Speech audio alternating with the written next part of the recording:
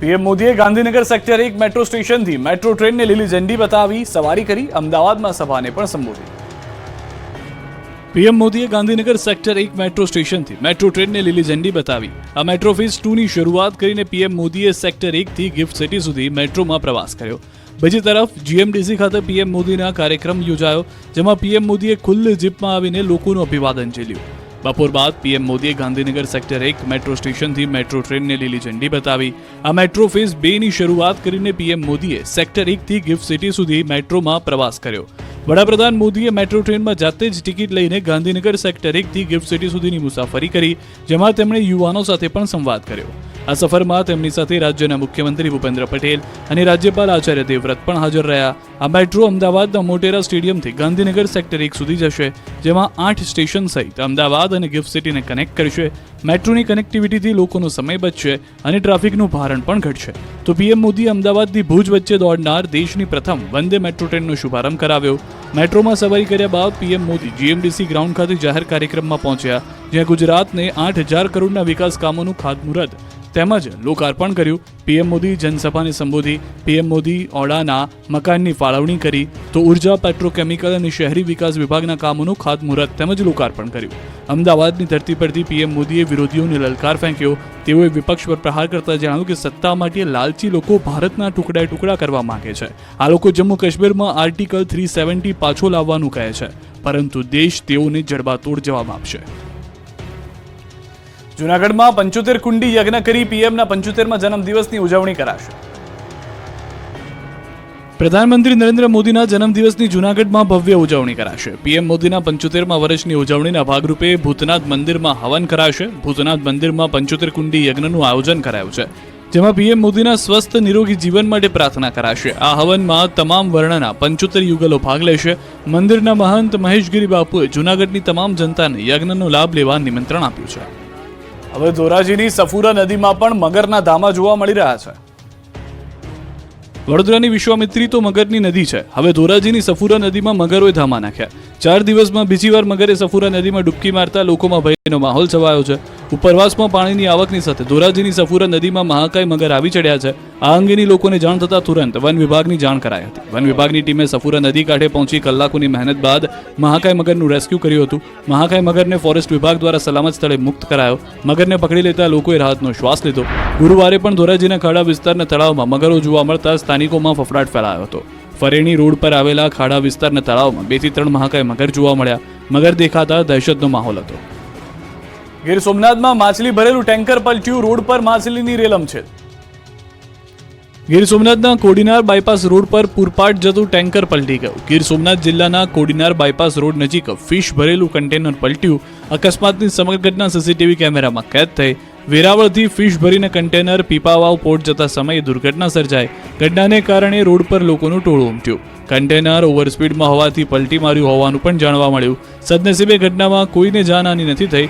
Road પર સર્જાયો traffic jam. Road પરથી માછલી ભરેલું ટેન્કર પલટી જતા અફરાતફરી મચી ગઈ। લોકો માછલીઓ લૂંટવા માટે દોડી આવ્યા હતા। દાહોદ પોલીસે ડ્રોન મારફતથી ચોરી કરીને ભાગેલા ચોરને પકડ્યા। ગૃહ રાજ્યમંત્રીએ વખાણ કર્યા। ગુજરાત પોલીસ હવે હાઈટેક બની રહી છે। ગુજરાતના છેવાડાના જિલ્લાની પોલીસે ટેકનોલોજીની મદદથી રાતના અંધારામાં ચોરને પકડી પાડ્યો। થર્મલ નાઇટ વિઝન કેમેરાની મદદથી જંગલમાં ચોરી કરીને ભાગતા ચોરને પોલીસે પકડી પાડ્યો। દાહોદના જાલોદ નગરમાં આવેલા મહાદેવ મંદિરમાં અડધી રાત્રે ચોર ત્રાટક્યા। ચોરોએ મંદિરમાં ચોરી કરવા તાળા તોડવાનો પ્રયાસ કર્યો, પરંતુ તેના અવાજથી આસપાસના લોકો જાગી ગયા। લોકોએ તાત્કાલિક પોલીસનો સંપર્ક કર્યો। મંદિરનો ચોર ગાઢ જંગલમાં ભાગી ગયો। પોલીસ અને ગામ લોકોને જોઈ ચોર ભાગી ગયો અને નજીકના ખેતરોમાં દોડવા લાગ્યા। ચોરોએ બચવા માટે પણ પથ્થરમારો કર્યો। ખેતરોમાં ઢીંચણ સુધી પાણી અને કાદવ કીચડની વચ્ચે આગળ ચોર અને પાછળ પોલીસનો ખેલ ચાલી રહ્યો હતો। આખરે 2 ચોરને તો પોલીસે પકડી પાડ્યા, પરંતુ અન્ય ચોરો ખેતરમાં છુપાયા। તેથી પોલીસે તેમને પકડવા ડ્રોનની મદદ લીધી। પોલીસે ડ્રોનની મદદથી ચોરનું લોકેશન જોઈને તેમને દબોચી લીધા। ગુનેગારોને ટ્રેક કરવા અને પકડવા માટે thermal image night vision drone તૈનાત કરાયા। અંદાજિત રાત્રિના 2 વાગ્યાથી સવારે 7 વાગ્યા સુધી ચોરોને પકડવાનું ઓપરેશન ચાલ્યું। પ્રાથમિક તપાસમાં ચોર મધ્યપ્રદેશ તરફના હોવાનું મનાય છે। તો બીજી તરફ ગૃહ રાજ્યમંત્રી હર્ષ સંઘવીએ પણ દાહોદ પોલીસની આ કામગીરીને વખાણી છે। ત્યારે ગૃહ રાજ્યમંત્રી હર્ષ સંઘવીએ દાહોદ એસપી અને તેમની ટીમને અભિનંદન પાઠવ્યા। વલસાડમાં દર્દીનું મોત થતા પરિવારજને તબીબને તમાચો ઠોકી દીધો। વલસાડ સિવિલ હોસ્પિટલમાં રેસિડેન્ટ ડોક્ટર પર હુમલાની ઘટનાથી મામલો બીચક્યો. હોસ્પિટલમાં સારવાર દરમિયાન દર્દીનું મોત થતાં પરિવારજનોએ ડોક્ટર પર રોષ ઠાલવ્યો. આવેશમાં આવીને રેસિડેન્ટ ડોક્ટરને તમાચો મારતા હોબાળો મચી ગયો. સિવિલ હોસ્પિટલના તમામ તબીબો દ્વારા ભારે રોષ જોવા મળ્યો. રેસિડેન્ટ ડોક્ટર્સે મળીને ઘટનાનો વિરોધ નોંધાવ્યો. અગાઉ પણ વલસાડ સિવિલ હોસ્પિટલમાં તબીબો પર હુમલાની ઘટનાઓ સામે આવી ચૂકી છે, ત્યારે તબીબોની સુરક્ષાની માંગ કરવામાં આવી. જોકે બનાવની જાણ થતાં જ વલસાડ સિટી પોલીસનો કાફલો સ્થળ પર પહોંચ્યો અને સમજાવટથી મામલો થાળે પાડવાનો પ્રયાસ કર્યો. સુરતમાં ડેન્ગ્યુએ મચાવ્યો કહેર. રોગચાળો વકરતા વોર્ડની બહાર બેડ મૂકવાની નોબત. સુરતમાં રોગચાળાએ ભરડો લીધો છે. રોગચાળો વકરતા સુરત નવી સિવિલમાં દાખલ દર્દીઓનો ધસારો જોવા મળી રહ્યો છે. હોસ્પિટલો દર્દીઓથી રીતસરની ઉભરાઈ રહી છે. દર ત્રીજા દર્દીને ડેન્ગ્યુ થતા હોસ્પિટલમાં બેડ ખૂટી પડ્યા છે. હોસ્પિટલની સ્થિતિ એટલી ખરાબ થઈ ગઈ છે કે હોસ્પિટલના વોર્ડની બહાર બેડ મૂકીને દર્દીઓને સારવાર આપવાની નોબત આવી છે. વરસાદ વચ્ચે તડકો આવતા ડેન્ગ્યુના કેસોમાં ધરખમ વધારો જોવા મળી રહ્યો છે. હોસ્પિટલમાં દાખલ 10માંથી 3 દર્દી ડેન્ગ્યુના છે. ડેન્ગ્યુના કારણે સિઝનમાં 8 લોકો મોતને ભેટ્યા. સુરત સિવિલ હોસ્પિટલમાં દર્દીઓની લાઈનો લાગી. દર્દીઓને દાખલ કરવાની નોબત આવી. ત્યારે કિડની હોસ્પિટલમાં આવેલા 5મા માળમાં વોર્ડ નંબર 5A અને 5A દાખલ દર્દીઓનો ધસારો વધી ગયો છે, જેને પગલે તમામ દર્દીઓને સારવાર મળી રહી છે. તે માટે બોર્ડની બહાર બેડ મૂકીને દર્દીઓની સારવાર કરવામાં આવી રહી છે. હાલમાં ડેન્ગ્યુના 30% શંકાસ્પદ દર્દીઓ હોસ્પિટલમાં આવી રહ્યા છે. ડેન્ગ્યુના મચ્છર દિવસમાં કરડે છે, તેને ટાઈગર મચ્છર પણ કહેવામાં આવે છે. તેથી દિવસમાં પણ ફૂલ સ્લીવ શર્ટ અને પેન્ટ પહેરવાની સલાહ આપી છે. ડેન્ગ્યુના લક્ષણો સાથે આવતા દર્દીઓ 4 થી 10 દિવસથી તાવ આવવાની ફરિયાદ કરી રહ્યા છે. વાલીઓ માટે લાલબત્તી સમાન કિસ્સો. સુરતમાં 1.5 વર્ષની બાળકી મેગ્નેટિક માળા ગળી ગઈ. સુરતમાંથી માતા પિતા માટે લાલબત્તી સમાન કિસ્સો જોવા મળ્યો. શહેરના ડિંડોલી વિસ્તારમાં રહેતી 1.5 વર્ષની બાળકી મેગ્નેટિક માળા ગળી જવાની ઘટના બની. બાળકી રમતી વખતે 18 મણકાની મેગ્નેટિક માળા ગળી ગઈ. માળા ગળી જતા બાળકીને 2-3 દિવસ પેટમાં દુખાવો અને ઉલટીઓ થવાની શરૂ થઈ. પરિવાર બાળકીને સારવાર માટે હોસ્પિટલ ખસેડતા ડોક્ટરે એક્સરે કરતા પેટમાં મણકાની માળા દેખાય. માળાને લઈને બાળકના આંતરડાની દિવાલમાં કાણા પડી ગયા. તેથી ડોક્ટરોએ આંતરડાના કાણાની સારવાર કરી બાળકીનો જીવ બચાવ્યો. સ્મીમેર હોસ્પિટલના તબીબોએ 3 કલાકમાં સફળ સર્જરી કરી માળા બહાર કાઢી બાળકીનો જીવ બચાવ્યો. બનાસકાંઠામાં ખેડૂતોને લૂંટતી હાઇફન કંપની ખેડૂતો સામે ઝૂકી ગઈ. બટાટાના પ્રતિમણ વધુ ભાવ આપવા તૈયાર થઈ. બનાસકાંઠાના બટાટાની ખેતી કરતા ખેડૂતોને લૂંટતી હાઇફન કંપની ખેડૂતો સામે ઝૂકી છે. ઇકબાલગઢ ખાતે આવેલા એક કોલ્ડ સ્ટોરેજ ખાતે ખેડૂતોની બેઠક યોજાઈ હતી. આ બેઠકમાં હાઇફન કંપની ખેડૂતોને યોગ્ય બટાકાના ભાવ ન આપતી હોવાથી અને ખેડૂતો પાસેથી નીચા ભાવે બટાકા ખરીદતી હોવાની સાથે ખેડૂતોનું શોષણ કરતી હોવાને લઈને રોષ જોવા મળ્યો. બનાસકાંઠા જિલ્લામાંથી 700થી વધુ ખેડૂતોએ ઉપસ્થિત રહી કંપની સામે ભારે રોષ ઠાલવ્યો, જેથી ખેડૂતોના રોષના પગલે આખરે કંપનીને ઝૂકવાનો વારો આવ્યો. ખેડૂતોનો રોષ જોઈને આખરે કંપનીએ ખેડૂતોને યોગ્ય ભાવ આપવાની ખાતરી આપી. મહત્વનું છે કે બનાસકાંઠામાંથી ખેડૂતોને બટાકાનું બિયારણ આપતી અને બટાકાની ખરીદી કરતી hyphen food private limited company દ્વારા છેલ્લા ઘણા વર્ષોથી ખેડૂતોને અન્ય કંપની કરતા ઓછા ભાવ આપતી તેમજ બટાટાના વજન અને પ્રોસેસિંગ પ્રક્રિયામાં ખેડૂતોને ઓછા ભાવ આપીને પરેશાન કરતા. પોખરાજ, કુકરી, બાદશાહ, મનાલી જેવી અલગ અલગ જાતોના બટાટાનું વાવેતર માટે પ્રતિમણે 270 થી 281 રૂપિયાનો ભાવ ચાલે છે. પણ હાઇફન કંપનીએ પોતાની તાનાશાહી શરૂ કરીને ખેડૂતોને પ્રતિમણે અન્ય કંપની કરતા 19 થી 20 રૂપિયા ઓછા આપતા ખેડૂતોએ વિરોધ કર્યો હતો. ગીર બોર્ડરના ગામડાના વિદ્યાર્થીઓએ શિક્ષણ બહિષ્કારની આપી છે ચીમકી. ભાર વગરના ભણતરના સ્લોગન તો તમે બહુ સાંભળ્યા હશે, પરંતુ તાલાલા ગીરના બોર્ડર પરના ગામડાઓમાં વિદ્યાર્થીઓ ભયવાળું ભણતર ભણી રહ્યા છે. જી હા, ગીર સોમનાથ જિલ્લાના તાલાલા તાલુકાના ગીર બોર્ડરને અડીને આવેલા ગામોના વિદ્યાર્થીઓ ભય તળે અભ્યાસ કરવા જઈ રહ્યા છે, જેનું કારણ છે વાહન વ્યવહારની અવ્યવસ્થા. પાણીકોઠા અને લીમદ્રા સહિતના આસપાસના ગામના બાળકો જાવંત્રી ગામે અભ્યાસ અર્થે જાય છે. વાહનની કોઈ વ્યવસ્થા ન હોવાથી બાળકો વન્ય પ્રાણીઓના ભય સાથે ચાલીને અભ્યાસ અર્થે જવા મજબૂર છે. 35 થી 40 બાળકો 2 કિલોમીટરનું અંતર કાપીને ભણતર માટે જાય છે, જેથી વાલીઓમાં ભયનો માહોલ છવાયો રહે છે. ત્યારે સરકાર સમક્ષ વાલીઓએ વાહનની માંગ કરી છે, જે વિદ્યાર્થીઓને ઘરેથી શાળા સુધી લઈ જઈ શકે. જો સરકાર આ બાબતે નિરાકરણ નહીં કરે તો આગામી દિવસોમાં શિક્ષણનો બહિષ્કાર કરી બાળકોને શાળામાંથી ઉઠાવી લેવા ચીમકી આપી છે. 7 દિવસ વરસાદથી રાહત મળશે, હવે ગરમીમાં શેકાવા રહેજો તૈયાર. ગુજરાતમાં વરસાદે વિરામ લીધો છે. રાજ્યમાં વરસાદની તોફાની ઇનિંગ બાદ મેઘરાજા થાકી ગયા હોય તેમ વેકેશનના મૂડમાં આવી ગયા છે. હવામાન વિભાગની આગાહી મુજબ આગામી 7 દિવસ સુધી ભારે વરસાદથી રાહત મળશે. રાજ્યના મોટાભાગના વિસ્તારમાં 7 દિવસ વરસાદના કોઈ એંધાણ નથી. રાજ્યમાં હળવાથી મધ્યમ વરસાદી ઝાપટા પડશે. છૂટાછવાયા વરસાદી ઝાપટા પડવાનું અનુમાન છે. સૌરાષ્ટ્ર કચ્છમાં આવનાર 7 દિવસમાં સૂકું વાતાવરણ રહેશે. અમદાવાદ અને ગાંધીનગરમાં આજે અને આવતીકાલે હળવો વરસાદ પડી શકે. અમદાવાદ, ગાંધીનગરમાં તાપમાન 34 ડિગ્રી રહેવાનું અનુમાન છે.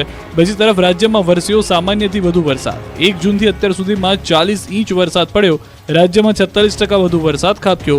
ગુજરાત પ્રાંતમાં 46% વરસાદ વધુ નોંધાયો, જ્યારે સૌરાષ્ટ્ર કચ્છમાં 73% વધુ વરસાદ પડ્યો. રાજકોટમાં એક દાદા 30 મિનિટમાં ઝાપટી ગયા 19 લાડવા, મહિલાએ આરોગ્યા 10 લાડુ. રાજ્યભરમાં ગણેશ મહોત્સવ ચાલી રહ્યો છે, ત્યારે રાજકોટમાં ગણેશ મહોત્સવ અંતર્ગત શહેરના રેસકોર્સ રોડ પર ભાજપ દ્વારા સિદ્ધિ વિનાયક ધામ ગણેશોત્સવનું આયોજન કરાયું છે, જેમાં વિવિધ સ્પર્ધાનું આયોજન થાય છે. સિદ્ધિ વિનાયક દ્વારા સતત 16મા વર્ષે લાડુ સ્પર્ધાનું આયોજન કરવામાં આવ્યું, જેમાં માત્ર 50 કિલો વજનના વડીલ ગોવિંદ લુણાગરિયાએ 19 લાડવા ઝાપટીને યુવાનોને પણ શરમાવી દીધા. તો ઘીથી લથબથ લાડુ ખાવામાં મહિલાઓનો પણ દબદબો જોવા મળ્યો. આ સ્પર્ધામાં 43 વર્ષીય સાવિત્રીબેન યાદવ 10 લાડવા આરોગી વિજેતા બન્યા, જ્યારે કે બીજા ક્રમાંકે 14 લાડુ આરોગનારા અશોક રંગાણી રહ્યા. 19 લાડવા આરોગી જનાર ગોવિંદભાઈ છેલ્લા 12 વર્ષથી લાડુ સ્પર્ધામાં ભાગ લે છે. તેઓ ખેતીકામના વ્યવસાય સાથે સંકળાયેલા છે. સાવિત્રીબેન યાદવ 6 વર્ષથી લાડુ સ્પર્ધામાં ભાગ લે છે, તેમજ દર વર્ષે તેઓ લાડુ સ્પર્ધામાં પ્રથમ ક્રમાંક મેળવે છે. લાડુ સ્પર્ધામાં 35થી વધુ સ્પર્ધકોએ ભાગ લીધો. તમામ સ્પર્ધકોને સર્ટિફિકેટ આપ્યા, તેમજ વિજેતા ભાઈઓ બહેનોમાં પ્રથમ, દ્વિતીય અને તૃતીય ક્રમે આવનારને રોકડ પુરસ્કાર આપ્યા. ભાદરવી પૂનમનો મહામેળો હવે 16 કળાએ જામ્યો. 5 દિવસમાં 20 લાખથી વધુ ભક્તોએ મા અંબાના દર્શન કર્યા. વિશ્વ પ્રસિદ્ધ પવિત્ર યાત્રાધામ અંબાજીમાં ભાદરવી પૂનમના મહામેળા પ્રસંગે ભક્તિ, શક્તિ, તપ અને શ્રદ્ધાનું જાણે ઘોડાપૂર ઉમટ્યું, ત્યારે અનેક સંઘો માતાજીને અર્પણ કરવા ધજાઓ લઈને નીકળ્યા. ભાદરવી પૂનમનો મહામેળો હવે 16 કળાએ જામ્યો. દૂર દૂરથી પદયાત્રા કરીને અંબાજી આવતા માઈ ભક્તો મા અંબાના દર્શન કરી ધન્યતા અનુભવી રહ્યા છે. અંબાજી જતા તમામ રસ્તા ઉપર ભરચક માનવ પ્રવાહ ભક્તિભાવથી અંબાજી તરફ ઉત્સાહભેર આગળ વધી રહ્યો છે. અંબાજી ખાતે મિની મહાકુંભના દર્શન જેવો માહોલ જામ્યો. અંબાજીના માર્ગો ઉપર હાથમાં ધજાઓ, મનમાં માત્ર ભક્તિ અને આનંદ, ઉલ્લાસ અને લાખો માઈ ભક્તોના અંબાજી પગપાળા જતા અંબાજીના માર્ગો સુહામણા બન્યા. શક્તિપીઠ અંબાજી ખાતે ભક્તોનો મોટો ધસારો જોવા મળ્યો. અંબાજી આવતા તમામ માર્ગો માઈ ભક્તોથી ઉભરાઈ રહ્યા છે. નાચતા ગાતા ભક્તો હાથોમાં ધજાઓ લઈને અંબાજી મંદિરે પહોંચી રહ્યા છે. 5 દિવસ દરમિયાન 20 લાખથી વધુ માઈ ભક્તોએ મા અંબાના દર્શનનો લાભ લીધો, ત્યારે કર્ણાટકના કેટલાક સેવાભાવી લોકો સેવા કરવા અંબાજી પહોંચ્યા છે. અંબાજીથી 3 કિલોમીટર દૂર આ કર્ણાટકના 8 જેટલા સેવાભાવી લોકો ઇડલીનો કેમ્પ રાખી પદયાત્રી જતા શ્રદ્ધાળુઓને ઇડલી પીરસી રહ્યા છે. અંબાજી ભાદરવી પૂનમના મેળામાં 1,20,000ની નકલી નોટ ઝડપાઈ. ભાદરવી પૂનમના મેળાનો આજે 5મો દિવસ છે. ધૂમધામથી આ જગત જનની માં અંબાના ધામે ભાદરવી પૂનમનો મહામેળો યોજાઈ રહ્યો છે, ત્યારે મેળામાં ભક્તોની ભીડનો લાભ ઉઠાવવા એક ગઠિયાએ નકલી નોટો ઘુસાડી. ભાદરવી પૂનમના મેળામાં ભીડનો લાભ લઈ નોટો વટાવવા આવેલા યુવકને બનાસકાંઠા એલસીબીએ ઝડપી પાડ્યો. અંબાજી ભાદરવી મહામેળામાં વટાવવા આવેલા શખ્સને 500ની 240 ડુપ્લિકેટ નોટ સાથે ઝડપી પાડ્યો. ડુપ્લિકેટ ભારતીય ચલણી નોટ 1,20,000 સાથે એલસીબીએ એક ઇસમને ઝડપી પાડ્યો. બાબરના બુરેઠા ગામના ભરત પ્રજાપતિને ડુપ્લિકેટ નોટ સાથે ઝડપી પાડ્યો. આરોપી પોતાના ઘરે કલર પ્રિન્ટરમાં નોટો છાપતો, ઘરે જ કલર પ્રિન્ટમાં 500ની ચલણી નોટ છાપી પ્રસાદીના કાઉન્ટર પર નકલી નોટો વટાવવાનો પ્રયાસ કરતા રંગે હાથે ઝડપાઈ ગયો. બધી જ નકલી ચલણી નોટનો નંબર એક જ હોવાનું જાણવા મળ્યું. કૌભાંડમાં અન્ય લોકોની સંડોવણીને લઈને પણ પોલીસે તપાસ શરૂ કરી છે. સુરત પોલીસ માટે 48 કલાક પડકારજનક. ઈદ અને ગણેશ વિસર્જનને લઈને 16,000 સુરક્ષા કર્મીઓ તૈનાત. સુરતમાં ઈદ અને ગણેશ વિસર્જન મોટા પર્વની ઉજવણી સાથે શહેરમાં ઉત્સાહ, ઉમંગ જોવા મળી રહ્યો છે. સાથે જ ઉચાટભરી સ્થિતિ પણ જોવા મળી રહી છે. સૈયદપુરાની ઘટના બાદ શહેર પોલીસ તંત્ર બંને પર્વને લઈને સતર્ક થઈ ગયું છે. 2 દિવસ પર્વને લઈને 48 કલાક સુરત પોલીસ માટે ખૂબ જ પડકારજનક રહેશે. આ માટે સુરત પોલીસ જમીનથી લઈ આકાશ સુધીના દરેક ખૂણા પર નજર રાખી રહી છે. સુરત શહેરના 25 જેટલા અતિ સંવેદનશીલ અને સંવેદનશીલ વિસ્તારમાં પોલીસ ટીયર ગેસના સેલ સાથે ઊભી છે. ગણપતિ વિસર્જન અને ઈદે મિલાદના જુલુસને લઈ સુરત શહેર ફરી છાવણીમાં ફેરવાયું છે. ભાગળ 4 રસ્તા પર પોલીસનો ચુસ્ત બંદોબસ્ત જોવા મળ્યો છે. પોલીસ હેડક્વાર્ટરની QRT ટીમ અને રેપિડ એક્શન ફોર્સ તૈનાત કરવામાં આવી છે. કોઈ અનિચ્છનીય ઘટના ન બને તેને લઈને ઠેર ઠેર મોટી સંખ્યામાં પોલીસ કર્મીઓ તૈનાત છે. સુરતમાં 80,000 જેટલી મૂર્તિઓનું વિસર્જન કરવામાં આવશે, જેના માટે 16,000થી વધુ પોલીસ કર્મી બંદોબસ્તમાં તૈનાત છે. 320 ધાબા પોઈન્ટ રહેશે, જેના પરથી પોલીસ તમામ ગતિવિધિઓ પર નજર રાખશે. 3,000થી વધુ સીસીટીવી સાથે drone camera, body worn camera, વ્રજવાહનની પણ મદદ લેવામાં આવી રહી છે. સોશિયલ મીડિયામાં ખોટી અફવા ન ફેલાય તે માટે કંટ્રોલ રૂમની પણ ચાંપતી નજર છે. સુરતમાં ગણેશ વિસર્જન વખતે હજીરામાં ક્રેન, ગેસ કટરની સંખ્યા વધારવામાં આવી. 600 સ્વયંસેવક ખડે પગે રહેશે. સુરત શહેરમાં મોટી મૂર્તિનું વિસર્જન શક્ય ન હોવાથી દર વર્ષની જેમ આ વર્ષે પણ 9 ફૂટથી ઊંચી મૂર્તિનું સુરતથી 35 કિલોમીટર દૂર હજીરાના બોટ પોઈન્ટ પર વિસર્જન કરવામાં આવશે. ગત વર્ષે 32 કલાક સુધી વિસર્જનની પ્રક્રિયા ચાલી હોવાથી આ વર્ષે ક્રેન, ગેસ કટર અને પોર્ક લિકર વધારી દેવામાં આવ્યું છે. સાથે સ્થાનિકો યુવાનોની મોટી ફોજ ઉતારવામાં આવી છે. રાજ્યના સૌથી મોટા ગણાતા ગણેશ વિસર્જનની તૈયારીઓ હજીરામાં પૂર્ણ થઈ. સુરતના હજીરા બોટ પોઈન્ટ ઓવારા ખાતે વિસર્જન માટેની તૈયારીઓ કરાઈ. સુરત શહેર પોલીસ કમિશનર અનુપમસિંહ ગેહલોત સાથે ઉચ્ચ કક્ષાના પોલીસ અધિકારીઓ હજીરા ખાતે સમગ્ર સ્થિતિનો ચિતાર મેળવ્યો. આવતીકાલે તારીખ 17 સપ્ટેમ્બરે ગણેશ વિસર્જનનો કાર્યક્રમ યોજાશે. 12 મહાકાય ક્રેનની મદદથી ગણેશજીની મૂર્તિનું વિસર્જન કરાશે. રાધે કૃષ્ણ ગ્રુપના સહયોગથી બોટ પોઈન્ટ ઓવારા ઉપર હજીરા ખાતે મૂર્તિઓ વિસર્જિત કરાશે. 600 સ્વયંસેવક સાથેની team, 12 crane, 12 ફોર્કલિફ્ટ, 9 special gas cutter સહિતના સાધનો સાથે મૂર્તિઓના વિસર્જન માટે તૈનાત કરાઈ છે. પોલીસ અધિકારીઓએ કોઈ પણ ગણેશ મંડળને અગવડ ન પડે તેવા સૂચનો અપાયા. તો શહેરમાં 80,000થી વધુ મૂર્તિઓનું વિસર્જન થશે, જેને લઈને તંત્રે તૈયારીઓને આખરી ઓપ આપી દીધો. મહાનગરપાલિકા દ્વારા 21 કૃત્રિમ તળાવ વિસર્જન માટે તૈયાર કરવામાં આવ્યા, જેમાં 5 ફૂટ સુધીની મૂર્તિઓનું વિસર્જન કરવામાં આવશે. મોડી રાત સુધી વિસર્જન થતું હોવાને કારણે લાઇટ તેમજ સીસીટીવી સહિતની તમામ વ્યવસ્થા કરવામાં આવી છે. સુરતમાં 300થી વધુ બાળકોએ વાલીઓ સાથે કરી ગણપતિની પૂજા. સુરત શહેરમાં ગણેશ મહોત્સવમાં અનોખી પૂજા કરવામાં આવી. ગણપતિ પૂજા સાથે માતા પિતાની પણ પૂજા કરવામાં આવી. સુરતના પરમસુખ ગુરુકુળમાં 300થી વધુ બાળકોએ ગણપતિ પૂજન સાથે માતા પિતાની પૂજા કરી. સનાતન સંસ્કૃતિ અને પરંપરાને આગળ ધપાવવાનો પ્રયાસ કર્યો. બાળકો અને તેમના માતા પિતા વચ્ચેનો પ્રેમ સંબંધ મજબૂત બને અને સંસ્કૃતિમાં સમાવિષ્ટ રહે તે સુનિશ્ચિત કરવા માટે આયોજન કરવામાં આવ્યું હતું. હિંમતનગરના ગાયત્રી યુવા ગ્રુપ દ્વારા ગણેશ મહોત્સવમાં સ્વચ્છતા થીમ અંતર્ગત નાટક યોજાયું. ભારતભરમાં ગણેશ મહોત્સવની ઠેર ઠેર ઉજવણી થઈ રહી છે, ત્યારે હિંમતનગર ખાતે પણ ગણેશ મહોત્સવની રમઝટ ચાલી રહી છે. ગાયત્રી યુવા ગ્રુપ દ્વારા દર વર્ષની જેમ આ વર્ષે પણ ગણેશ મહોત્સવનું આયોજન કરવામાં આવ્યું છે. અહીં દરરોજ અલગ પ્રકારના કાર્યક્રમ યોજાતા હોય છે, ત્યારે એક નાટક કે જેમાં બેટી બચાવો પાણી બચાવો સાથે સ્વચ્છતા રાખો જેવા મુદ્દાઓને લઈ કલાકારોએ અભિનવ કર્યો હતો. નરેન્દ્ર મોદી દ્વારા સ્વચ્છતા હી સેવા અંતર્ગત આયોજકો પ્રધાનમંત્રીથી પ્રેરાઈને આ નાટક યોજ્યું હતું. પોતાના ઘરથી પોતાના દેશને કઈ રીતે સ્વચ્છ રખાય તે આ નાટકમાં દર્શાવવામાં આવ્યું અને મોટી સંખ્યામાં લોકો પણ આ નાટક નિહાળી સ્વચ્છતા રાખવાની વાત સ્વીકારી હતી. ખંભાતમાં 10 ફૂટથી ઉપરની લગભગ 15 જેટલી ગણપતિ દાદાની મૂર્તિઓએ જમાવ્યું આકર્ષણ. દેશભરમાં ગણેશોત્સવની ધામધૂમથી ઉજવણી થઈ રહી છે, ત્યારે આણંદ જિલ્લાના ખંભાતમાં પણ ગણપતિ દાદાની ભક્તિમાં રંગમાં રંગાયેલા દ્રશ્યો જોવા મળ્યા. ખંભાત શહેરની અંદર 10 ફૂટથી ઉપરની લગભગ 15 જેટલી ગણપતિ દાદાની મૂર્તિઓનું સ્થાપન કરવામાં આવ્યું છે. સાથોસાથ નાની મોટી થઈને ખંભાત શહેરમાં 300 કરતાં પણ વધારે ગણપતિ દાદાની મૂર્તિઓનું સ્થાપન કરવામાં આવ્યું છે. બૃહદ, ખેડા અને આણંદ બંને જિલ્લાને ગણેશ મહોત્સવની ભેટ ખંભાતે આપી છે. ખંભાતના માછીપુરા વિસ્તારના મકાન કલરકામ કરતા કારીગરો વર્ષો પહેલા મુંબઈ કલરકામ માટે ગયેલા અને મુંબઈથી ખંભાત માછીપુરામાં ગણેશ મહોત્સવ લાવેલા. આજે ખંભાતમાં નાની મોટી 300 ગણેશજીની મૂર્તિનું સ્થાપન કરાયું છે. ખંભાતના માછીપુરા વિસ્તાર અને ખારવાવડ વિસ્તારમાં 55 વર્ષ પૂર્વે ગણેશ મહોત્સવની શરૂઆત થઈ. વિવિધ થીમ આધારિત કેદારનાથ, નંદ બાબા, ભારતીય સેના, હાથી ગણેશજીની મૂર્તિ પર જળ ચડાવતા ગણપતિ આકર્ષણનું કેન્દ્ર છે અને રાત્રિના સમયે ગણેશજીની મૂર્તિને આકર્ષક રંગબેરંગી લાઇટો અને ડેકોરેશનના શણગાર, હવન પૂજન, આરતી અને દાદાને થાળ ધરાવવામાં આવે છે, જેના દર્શન માટે મોટી સંખ્યામાં ખંભાતીઓ ઉમટે છે. ગોંડલમાં નાગરિક સહકારી બેંકની ચૂંટણીમાં ભગવો લહેરાયો. જેલમાંથી ચૂંટણી લડી રહેલા ગણેશ જાડેજાનો વિજય થયો. ગોંડલ નાગરિક સહકારી બેંકમાં ભાજપનો ભગવો લહેરાયો છે. ભાજપ પ્રેરિત પેનલનો વિજય થયો અને કોંગ્રેસના સુપડા સાફ થઈ ગયા. અગાઉ વિજય થયેલા કોંગ્રેસના યતીશ દેસાઈની હાર થઈ છે. રવિવારે ગોંડલ નાગરિક સહકારી બેંકની ચૂંટણી યોજાઈ. મોડી રાત સુધી મતગણતરીની પ્રક્રિયા હાથ ધરાઈ. મતગણતરીના પ્રથમ રાઉન્ડના 20 બૂથ અને બીજા રાઉન્ડના 10 બૂથ મળી કુલ 30 પેટીમાંથી 10,606 મત ભાજપને મળ્યા. ભાજપનો ભવ્ય વિજય થતા ભાજપના કાર્યકરો દ્વારા ફટાકડા ફોડી વાજતે ગાજતે જીતની ઉજવણી કરી. જેલમાંથી ચૂંટણી લડી રહેલ ગણેશ જાડેજાનો વિજય થયો, જ્યારે કોંગ્રેસના યતીશ દેસાઈનો પરાજય. ખેડા જિલ્લા મધ્યસ્થ સહકારી બેંકના કર્મચારીના મોત મામલે અન્ય કર્મચારીઓમાં રોષ ફેલાયો હતો, ત્યારે બેંકના ચેરમેન તેજસ પટેલે કહ્યું કે કર્મચારીના મૃત્યુની ઘટના દુઃખદ બાબત છે. બેંક મૃતક કર્મચારીના પરિવારને કાયદેસરનું વળતર આપશે. ચેરમેને પોતાના તરફથી ₹5 લાખ આપવાની જાહેરાત કરી. રાજકોટમાં રિવર્સમાં આવતી કાર હેઠળ કચડાયું માસૂમ ફૂલ.